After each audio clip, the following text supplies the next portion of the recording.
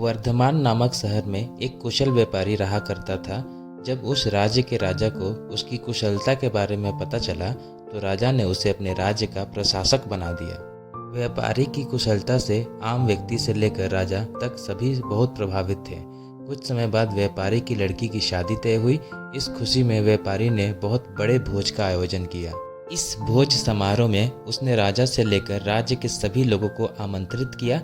इस समारोह में राजघराने में काम करने वाला एक सेवक भी आया, जो गलती से राज परिवार के सदस्यों के लिए रखी कुर्सी पर बैठ गया। उस सेवक को कुर्सी पर बैठा देख व्यापारी को बहुत गुस्सा आता है।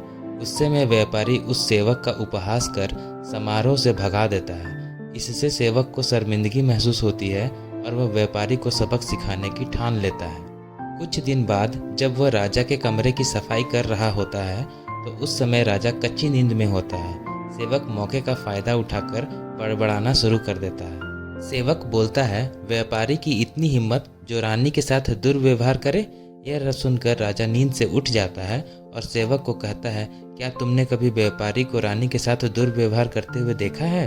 सेवक तुरंत राजा के पैरों में गिरकर उनसे माफ़ी मांगने लगता है और कहता है, मैं रात में सो नहीं पाया, इसलिए मैं कुछ भी बड़बड़ा रहा हूँ। सेवक की बात सुनकर राजा सेवक को कुछ नहीं बोलता, लेकिन उसके मन में व्यापारी के लिए शक पैदा हो जाता है। इसके बाद राजा ने व्यापारी के राजमहल में प्रवेश पर पाबंदी लगाकर उसके अधिकार को कम कर दिया।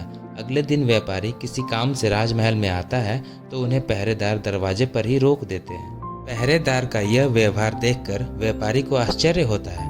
वहीं पास में खड़ा राजा का सेवक जोर जोर से हंसने लगता है और पहरेदार से कहता है, तुम्हें पता नहीं तुमने किसे रोका है? यह बहुत ही प्रभावशाली व्यक्ति हैं जो तुम्हें यहाँ से बाहर निकलवा सकते हैं। इन्होंने मुझे अपने भोज समारोह से निकलवा दिया था। सेवक की उन बातों को सुनकर व्यापारी को सब समझ में आ जाता है और वह उस सेवक से माफ़ी मांगता है। साथ ही वह उस सेवक को अपने घर दावत के लिए आमंत्रित करता है। व्यापारी ने सेवक को बड़े विनम्र भाव से भोज कराया और कहा कि उस दिन जो भी किया वह गलत था।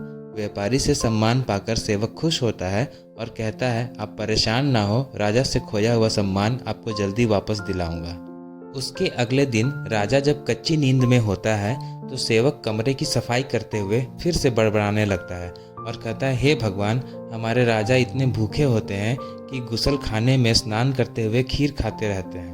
इस बात को सुनकर राजा नींद से उठकर सेवक से क्रोध में कहते हैं, मूर्ख सेवक, तुम्हारी इतनी हिम्मत कि तुम मेरे बारे में ऐसी बात करो।